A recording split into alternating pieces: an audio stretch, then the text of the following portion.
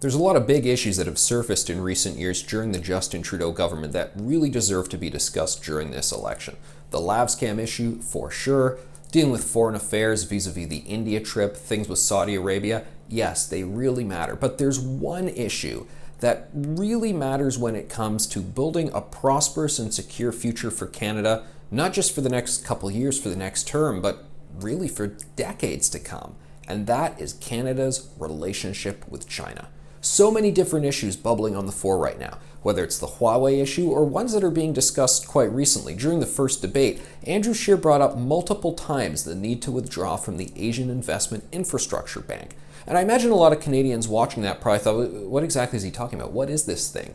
Well, this is something China created and we signed on to just a couple years ago under the Trudeau government that is basically China's version of the World Bank. What they want to do is create a whole bunch of these large institutions that effectively replace the institutions that were created by the West immediately following World War II. Things like the IMF, the World Bank, even the United Nations. I imagine we'll hear a pitch from China in the coming years to create some new version of that, or for them to bring that body itself more greatly under their sway. We need to get out from under this bank because this is basically just China trying to say, no, let's more head in this direction. Let's make global finance be dominated by China, by us, and not by the US and other countries that Canada is more closely connected to. So we've got to get out of this bank.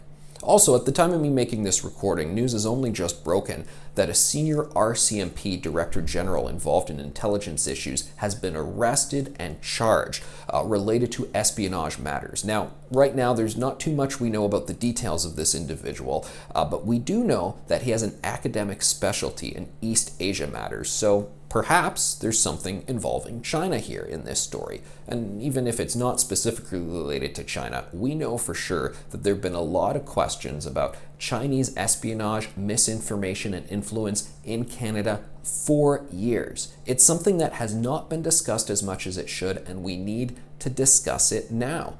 We saw just recently during the Hong Kong protests that there were people loudly and proudly speaking about their support for the Chinese Communist Party in the streets of Toronto and other major cities in this country. People who counter-protested pro-democracy protests. I mean, that's really something when you stop to think about it. There's a pro-democracy protest in Canada, not that rare, and then people who counter-protest that, I mean, it boggles the mind.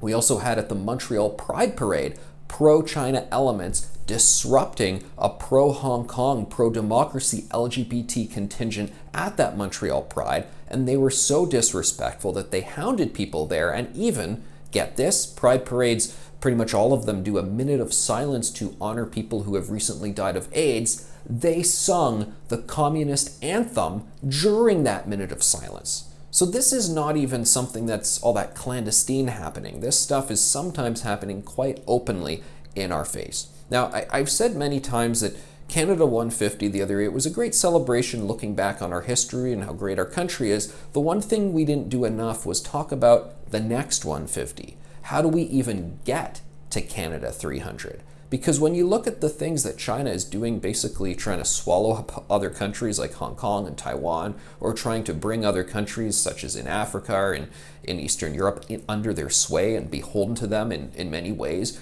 you realize that Canada as a nation is actually at risk in a whole bunch of issues, but definitely when it comes to our relationship with China. Intelligence, Arctic sovereignty, national resources, so much so. So Andrew Scheer was good to be bringing up the Asian Investment Infrastructure Bank in the debates, but he could do more, we could all do more to make China an election issue.